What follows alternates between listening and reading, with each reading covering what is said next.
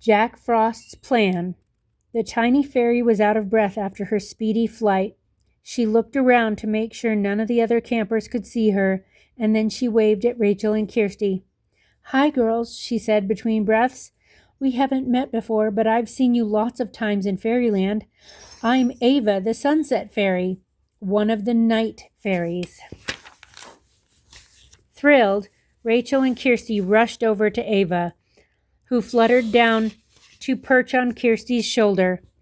Ava wore a beaded dress in soft shades of sunset pink and orange, and sparkly ballet flats with ankle straps.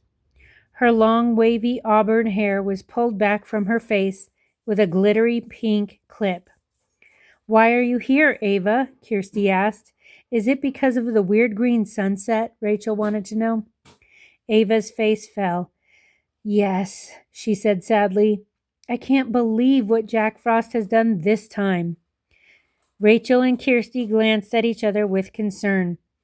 "Jack Frost's up to his old tricks again," Rachel groaned. "Girls, will you help me and the other night fairies fix everything?" Ava asked them anxiously. "It's such a mess. We can't do it without you." Immediately, Rachel and Kirsty nodded. "What happened, Ava?" asked Kirsty. Ava sighed. "It's a long story, so the quickest way to explain it is for you to come back to Fairyland with me," she replied. "You can meet the other 6 night fairies, and we can show you exactly what happened. Will you come, girls?" "Of course we will," Rachel and Kirsty exclaimed. The girls knew that, as always, time would stand still while they were in Fairyland, so their parents wouldn't realize they were gone. Looking very relieved, Ava lifted her wand and surrounded the 2 girls with a cloud of magic fairy dust. Rachel and Kirsty closed their eyes as they were whisked off their feet. They felt themselves rushing quickly through the air. "Here we are," Ava called. "Welcome back to Fairyland." Rachel and Kirsty opened their eyes. They were standing in the beautiful garden of the Fairyland Palace. Waiting to greet them were King Oberon, Queen Titania, and 6 other fairies. "Girls, once again you've answered our call for help," Queen Titania said gratefully, moving forward to hug Rachel, then Kirsty.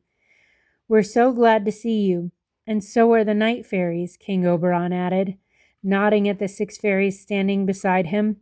"You've already met Ava, and here are Lexi the Firefly Fairy, Zara the Starlight Fairy, Morgan the Midnight Fairy, Naya the Night Owl Fairy, Anna the Moonbeam Fairy, and Sabrina the Sweet Dreams Fairy."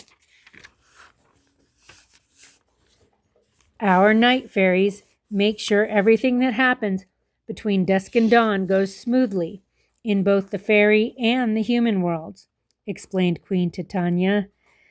"Now Jack Frost and his goblins have ruined the night time." "How?" Kirsty asked. "We'll show you exactly what happened in the seeing pool," Ava said. The king and queen led the way through the garden to the magic pool. The surface of the water was smooth and glass-like, but when Queen Titania waved her wand over it, the pool began to swirl gently.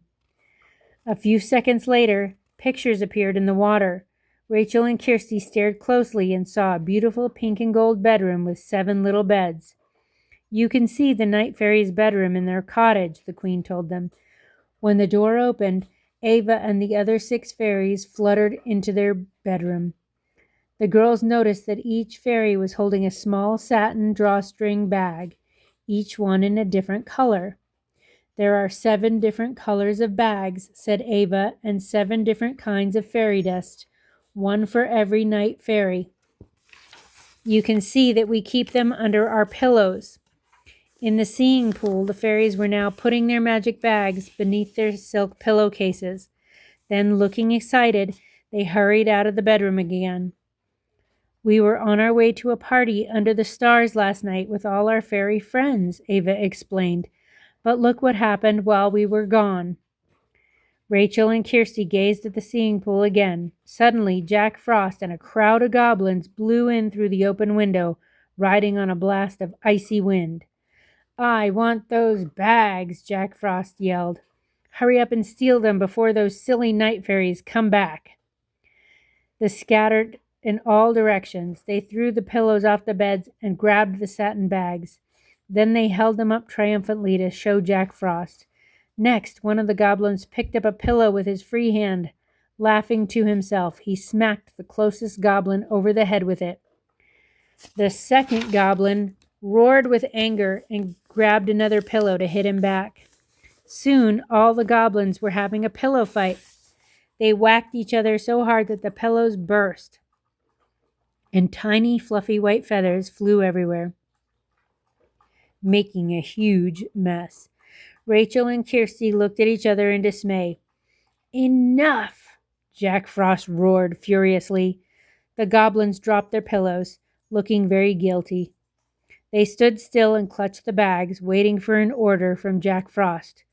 "With the Night Fairy's magic, I can cause nighttime chaos everywhere," Jack Frost bragged. "But we have to hide the bags in the human world." He pointed his wand at the goblins. An ice bolt sped towards them and swept the goblins off their feet. Then it zoomed out the window, taking the goblins and the Night Fairy's magic bags with it.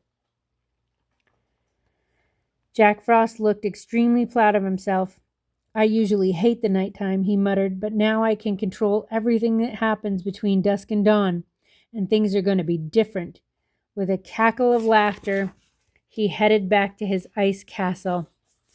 "Without our special magic, nothing will go right. It will be non-stop trouble from dusk till dawn," Ava told Rachel and Kirsty. "Will you two help me find my bag of sunbeam dust?" Rachel and Kirsty nodded eagerly. "But why does Jack Frost want to disrupt the nighttime so much?" asked Kirsty, looking puzzled. "We don't know," Queen Titania replied. "But we have to stop him." She lifted her sparkling wand. "Girls, I need to send you and Ava back to Camp Stargaze right now. The bags will have become bigger in the human world, so they'll be easier to find. Good luck." "Good luck," echoed the other fairies as the queen showered Ava, Kirsty, and Rachel with the magic fairy dust. Rachel and Kirsty waved, feeling very excited. Another wonderful fairy adventure was about to begin.